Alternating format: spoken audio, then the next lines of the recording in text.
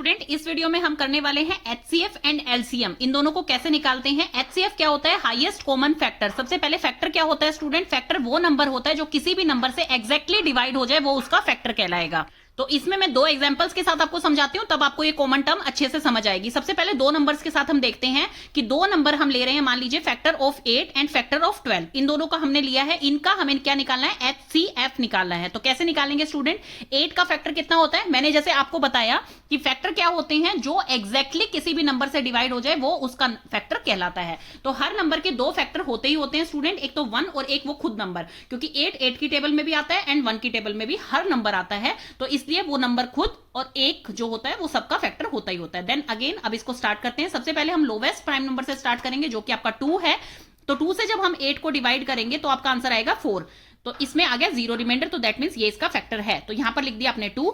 Then उसके बाद हम इसको करेंगे 3 की टेबल में, ये नहीं आता है। 4 की टेबल में जब इसको करेंगे हम तो यहां पर 2 आ गया है। और जब स्टूडेंट आपकी डिवाइड में जब होता है ये नंबर जो है इस नंबर से सेम हो जाए तो यहां पर आपको फैक्टराइजेशन स्टॉप कर देनी चाहिए। इसका मतलब होता है कि आगे इसके फैक्टर्स नहीं है। तो इसमें आ गया है आपका 4। तो अब इसके कितने फैक्टर्स हो गए? 1, 2, 4 एंड 8, ये इसके फैक्टर हो गए। तो इसके सामने हम लिख देंगे इसकी फैक्टराइजेशन कितनी हो गई है? 1, 2, 4 एंड 8 जो है वो इसके फैक्टर हो गए। देन 12 का देखते हैं। तो 12 का भी सेम ऐसे ही लिखेंगे हम। 1 एंड 12 हमें लिखना ही लिखना है, क्योंकि हर नंबर अपना खुद का और 1 का फैक्टर होता ही होता है। देन फिर अगेन वही करेंगे, हम लोवेस्ट नंबर से इसको स्टार्ट करेंगे। तो 6 पे आ गया है, ये 0 रिमाइंडर आ गया, तो दैट मींस 2 इसका फैक्टर है।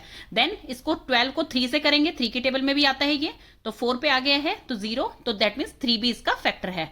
देन इसे 4 की टेबल में करेंगे, 4 की टेबल में करते ही ये अगेन यही नंबर आ जाएगा, तो दैट मींस कि ये क्या है, यहीं पे हमें स्टॉप कर देना है। तो यहां पर स्टॉप करने के बाद इसका क्या आ गया है? 2 आ गया है, 6 आ गया है, 4 आ गया है, 3 आ गया है। तो 12 का क्या लिखा है हमने? 1, 2, 3, 4 एंड 6, और उसके बाद 12 हमने लिख ही रखा है। तो इसके फैक्टर कितने हो गए हैं स्टूडेंट आपके? 1, 2, 3, 4, 6 एंड 12। तो इन दोनों के अब कॉमन फैक्टर हमें देखने हैं। तो कॉमन फैक्टर हम देखेंगे, सबसे पहले हम देखेंगे कॉमन फैक्टर इसमें क्या क्या है। तो 1 एक कॉमन फैक्टर है इसमें, 2 एक कॉमन फैक्टर है, 4 एक कॉमन फैक्टर है, दैट्स इट। और इसमें कॉमन कुछ भी नहीं है। तो कॉमन फैक्टर कितने हुए? 1, 2 एंड 4, ये इनके कॉमन फैक्टर हैं। अब इसमें से सबसे हाईएस्ट नंबर आपको कौन सा दिखाई दे रहा है? 4। तो इसका एचसीएफ क्या होगा स्टूडेंट? इसका एचसीएफ होगा 4, क्योंकि यहां पर पूछा गया है highest common factor. Common factor निकाल लिए पहले हमने, ये कॉमन फैक्टर है। अब हाईएस्ट नंबर कौन सा है इनमें से? 4 है। तो 8 एंड 12 का एचसीएफ क्या होगा स्टूडेंट? आपका 4 होगा। ये आपको समझ आ गया।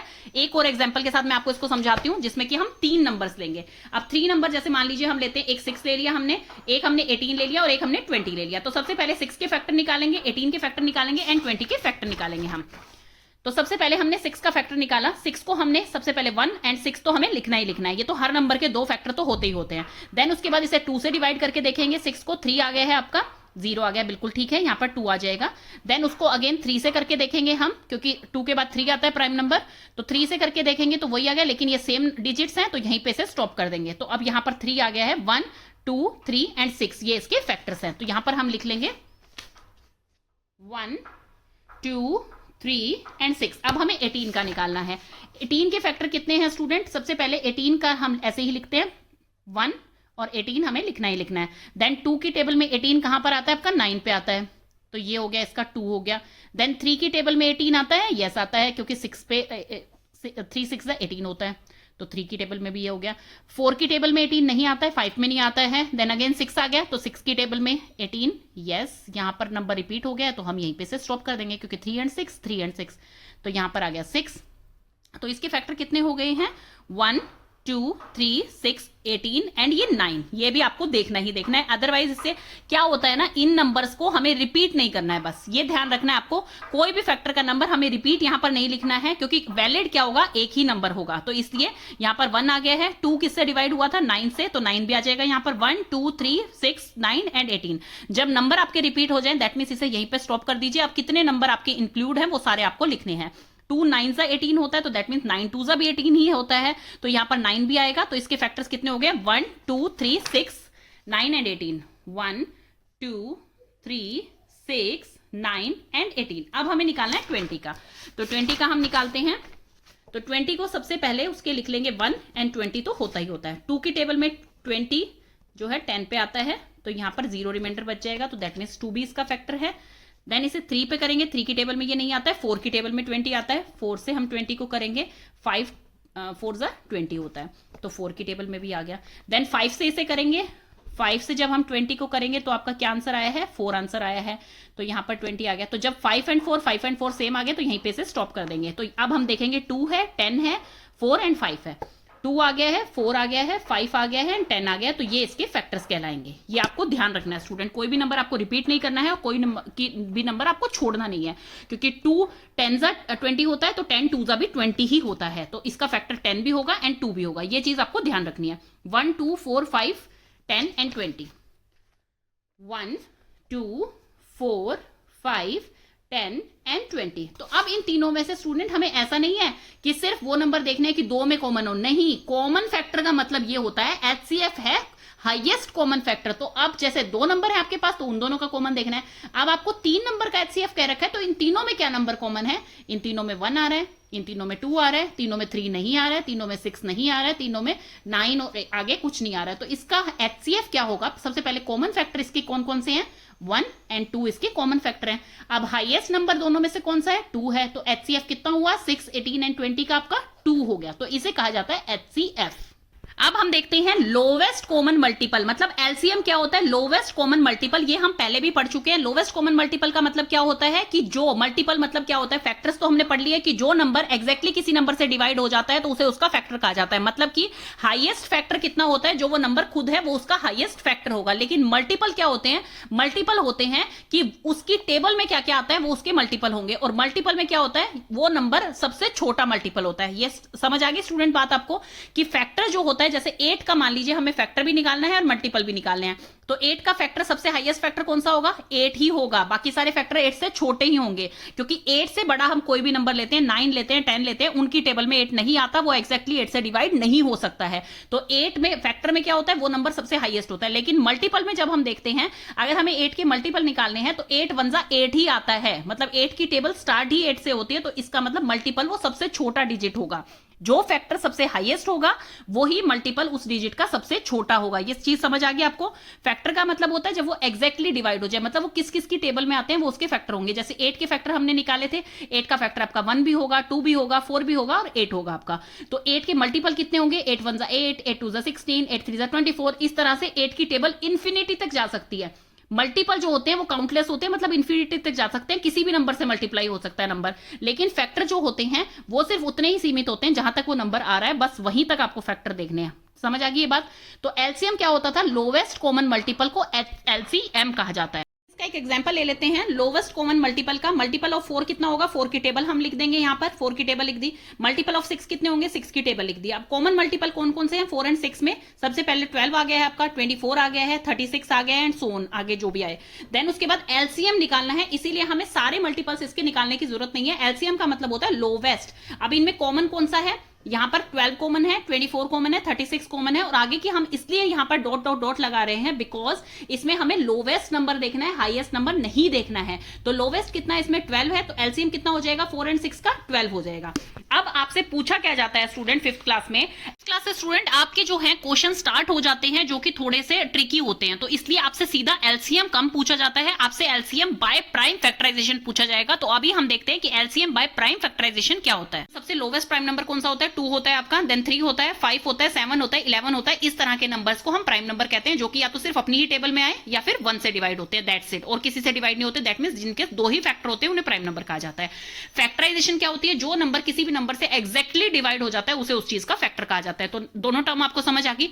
अब प्राइम फैक्टराइजेशन जो है, मैंने इस पे डिटेल एक वीडियो बना रखी है, ज्यादा बड़ी वीडियो नहीं है, 5 मिनट की वीडियो है, आप जाके वो देख सकते हैं, मैं लिंक उसका डिस्क्रिप्शन बॉक्स में डाल दूंगी, जिससे कि आपको lowest common multiple by prime factorisation अच्छे से समझ आ जाएगा।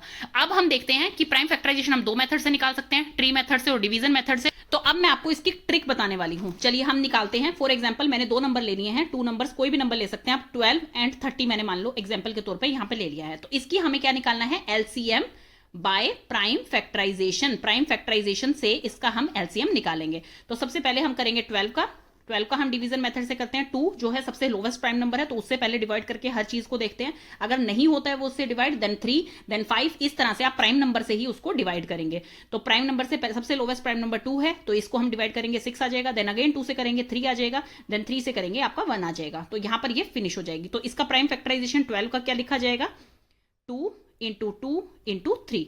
देन हम करेंगे 30 का। अब 30 भी सबसे पहले जो है लोवेस्ट प्राइम नंबर से ही जाएगा तो 15 आ गया आपका। देन उसके बाद ये 15 जो है 2 की टेबल में नहीं आता है, देन 3 की टेबल से करेंगे क्योंकि उसके बाद जो आता है वो 3 आता है। तो यहां पर 5 आ जाएगा, 5 से करेंगे 1 आ जाएगा। तो प्राइम फैक्टराइजेशन आपका 30 का क्या आ गया है, 2 इंटू 3 इंटू 5। अब हमें इनमें क्या देखना है, इनमें आप दो तरीके होते हैं स्टूडेंट, आप इनमें सबसे कॉमन नंबर देख सकते हैं और उसमें से कोई एक इंक्लूड करना होता है, या फिर आप इसको ऐसे देखिए कि आप 3 बॉक्स बना लेंगे, जितने भी नंबर आपके पास होते हैं आप उतने बॉक्स बना लेंगे। अगर मान लीजिए यहाँ पे इंटू 7 होता, 11 होता तो उसी हिसाब से आप बॉक्स बना लेते। तो अब यहाँ पे हमारे पास 3 ही नंबर है तो सबसे पहले हम 2 का बॉक्स बनाएंगे, 3 का बॉक्स बनाएंगे एंड 5 का बॉक्स बनाएंगे। ये आपने बना लिए। अब हम लिखेंगे ये 2 नंबर से अगर हम निकाल रहे हैं एलसीएम बाय प्राइम फैक्टराइजेशन तो 2 नंबर लिखेंगे आप यहाँ पे, जैसे 12 एंड 30 का निकाल रहे हैं। अगर 3 नंबर्स का निकाल रहे हैं तो आप यहाँ पे तीसरा भी नंबर लिख देंगे।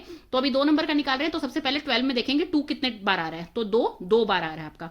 यहाँ पर 2 कितनी बार आ रहा है, 1 बार आ रहा है। यहाँ पे 3 कितनी बार आ रहा है, 1 बार आ रहा है। यहाँ पे 3 कितनी बार आ रहा है, 1 बार। यहाँ पे 5 जो है वो 0 बार आ रहा है। यहाँ पर 5 कितनी बार आ रहा है, 1 बार। तो आपको इसमें से क्या करना है, इनको ऐड नहीं करना है, इसमें से जो हाईएस्ट नंबर होता है आपको उसको ले लेना है। जैसे यहाँ पर 2 हाईएस्ट है तो इसको हम इंक्लूड करेंगे। यहाँ पे 1 1 दोनों में कॉमन है, दोनों में से कोई भी नंबर आप ले सकते हैं। तो 1 मान लीजिए हमने ये ले लिया। यहाँ पर हाईएस्ट कितना है, 1 है। तो इसमें हम क्या करेंगे, अब इसका पर हमें क्या लेना है, 2 जो है वो 2 टाइम्स हाईएस्ट है तो यहाँ पर हमें 2 इंटू 2 करना है।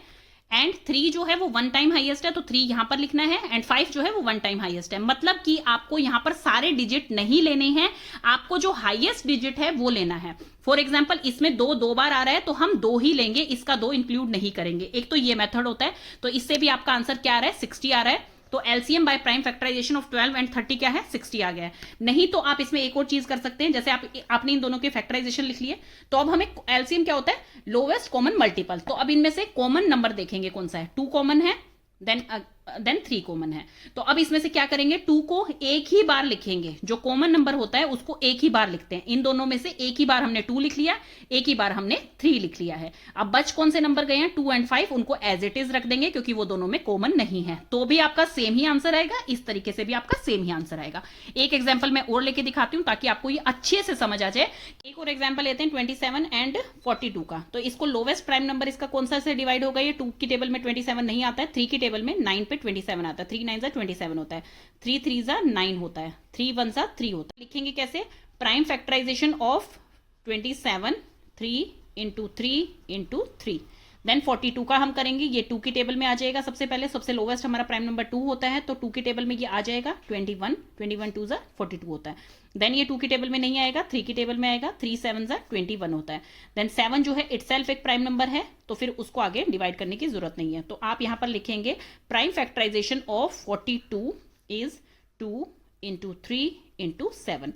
आप इसको दोनों मेथड से आप कर सकते हैं, या तो वो बॉक्स बना लीजिए 3 पहले 2 का, 3 का एंड 7 का, और यहां पर लिख लीजिए 27 एंड 42। 2 आपका कितनी बार आ रहा है, 1 बार आ रहा है ओनली। 27 में तो आ ही नहीं रहा है, 0 है।